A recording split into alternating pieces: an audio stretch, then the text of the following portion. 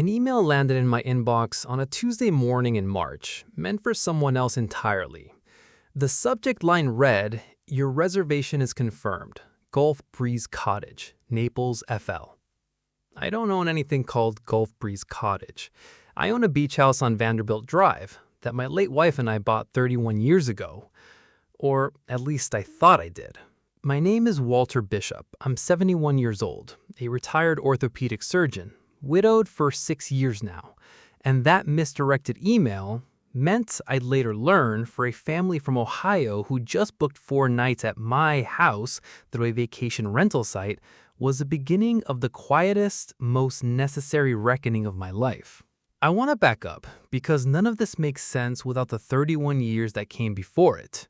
Warren, his wife Eleanor, and I bought that house in 1994, back when Vanderbilt Drive was still mostly sleepy and undeveloped, before Naples became what it is now. We weren't wealthy then. I was still building my practice, she was teaching high school biology, but her father had left her a small inheritance, and we poured almost all of it into that house. It became the place where our son Grant learned to fish off the dock, where we spent every Thanksgiving for 2 decades, where Eleanor's ashes are, in part, scattered along the shorelines she loved more than anywhere else on Earth. Grant is 39 now, married to a woman named Lauren for 8 years, no children yet, working, or so I believed, in commercial real estate in Fort Myers. He and Lauren live about 40 minutes from the beach house, close enough to use it often, which for years felt like a gift rather than a problem. After Eleanor passed, I found myself using the house less. Grief has a way of making beautiful places feel unbearable for a while. Grant offered to keep an eye on it for me. Check the pipes, mow the lawn, make sure it didn't sit empty and neglected. I was grateful. I told him to use it whenever he liked. I meant that generously. I didn't mean it as a transfer of ownership.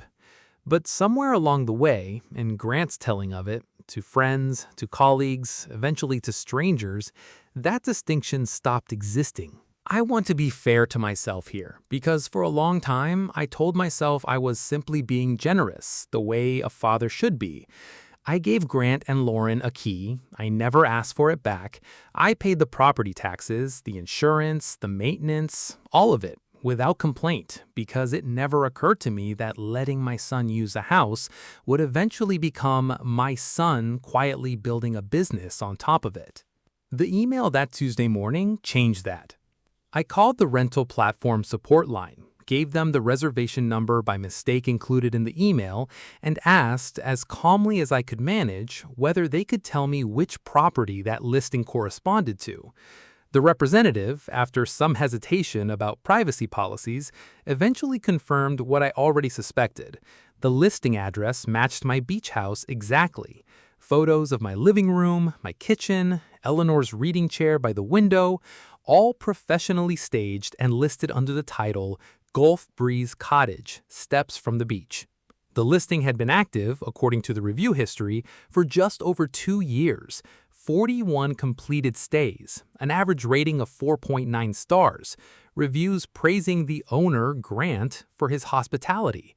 The owner, Grant. I didn't call him that day. I wanted to understand exactly what I was looking at before I said a single word. I spent that evening going through the listing photo by photo, review by review.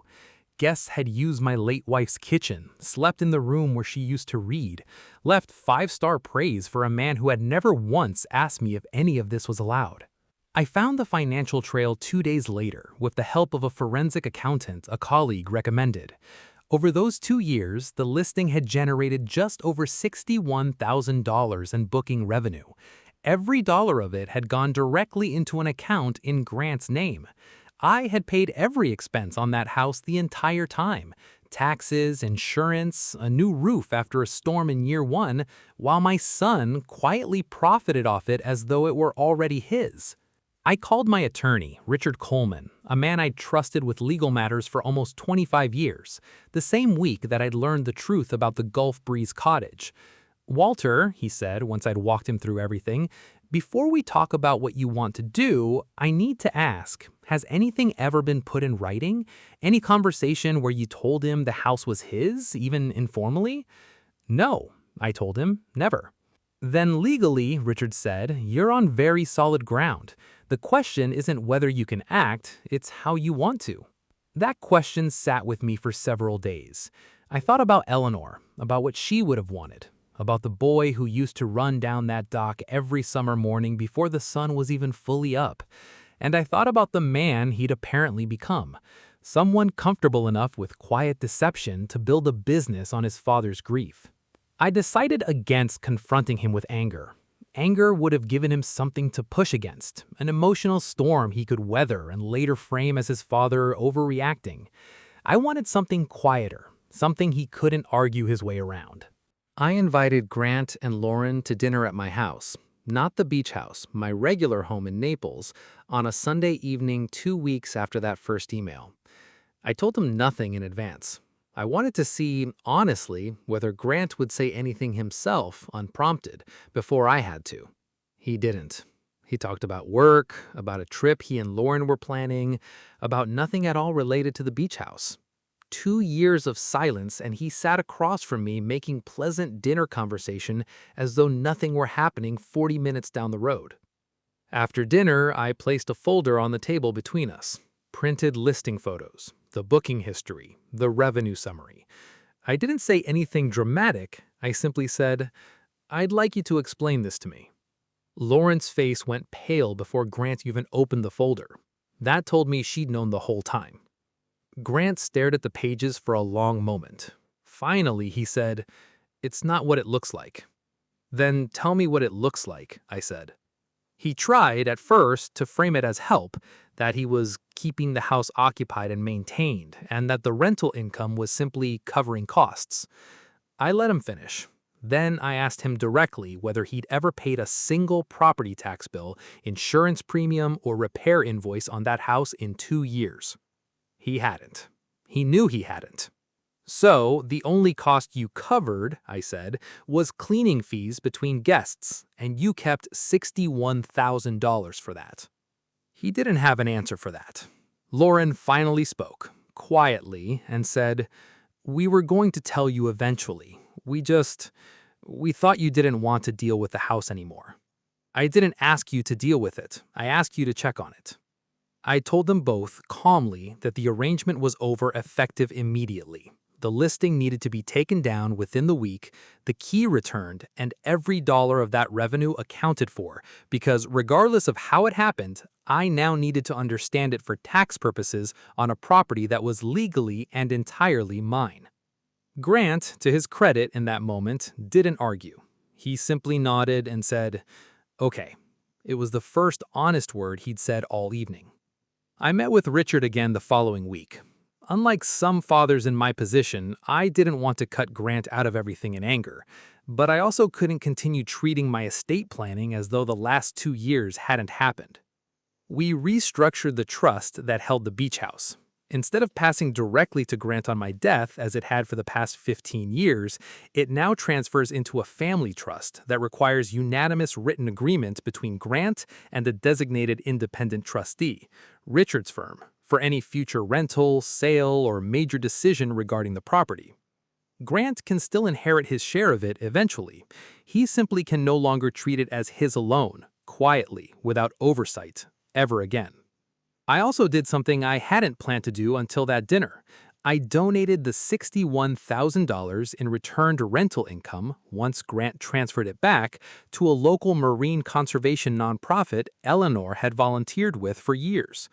It felt right that money made off her house without her family's honesty should go somewhere she would have actually wanted it to go.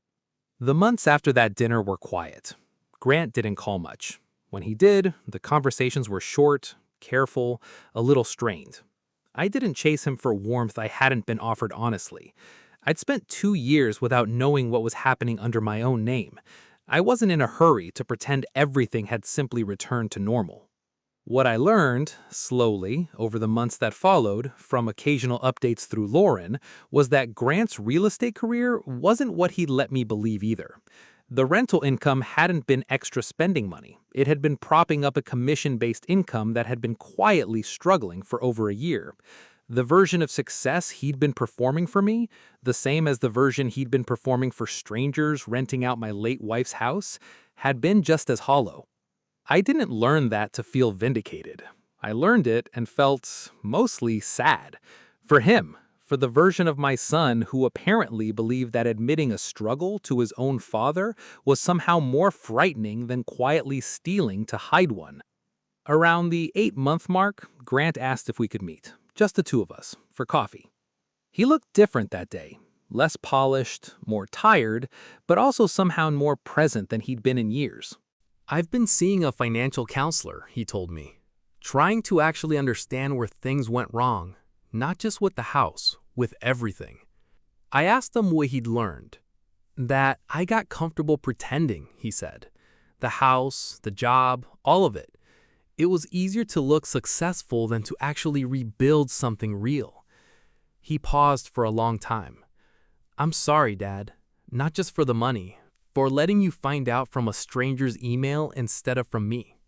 That apology meant more to me than the $61,000 ever could have." Trust didn't return all at once. I want to be honest about that, because I think stories like this sometimes rush the ending in a way that isn't true to how healing actually works. Grant took a lower base salary but more honest position at a different firm, one with a fixed structure instead of pure commission. He and Lauren downsized their own home, quietly, without announcement, the same way they'd once quietly built a business on top of mine. It's been almost 2 years now since that misdirected email.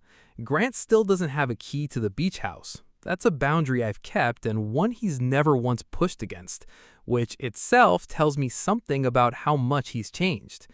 But last month, for the first time since Eleanor passed, he asked if he could come down for the weekend as a guest and stay in the room down the hall from mine, rather than pretending, even to himself, that any part of the house was his to claim. We sat on the dock the second morning, the way we used to when he was small. He was quiet for a while. Then he said, "I used to think this place would just eventually be mine. I never thought about what it would actually mean to deserve it." I told him that was, without question, the most honest thing he'd ever said to me about that house. Looking back, I don't think the lesson here is really about a beach house or even about the money. It's about how easily generosity, left unspoken and unclarified for long enough, can quietly turn into something else entirely, not through one dramatic betrayal, but through 2 years of small, comfortable silences that nobody corrected. Here's what I took from it. Generosity without boundaries isn't kindness. It's an invitation for someone to redraw the lines themselves. If something needs to be clarified, clarify it in writing, regardless of how uncomfortable that feels with someone you love. Silence on both sides is rarely as peaceful as it looks. It's often just two people avoiding a conversation that needs to happen. Consequences and love aren't opposites. Sometimes the most loving thing you can do is stop making it easy for someone to avoid the truth about themselves. Dignity in the end isn't about winning. It's about staying steady enough for long enough that the people around you eventually have no choice but to meet you there. If this story meant something to you, I'd like to hear in the comments. Has silence in your own family ever quietly become something it was never meant to be? Subscribe for more stories like this one. We tell the quiet ones here every week.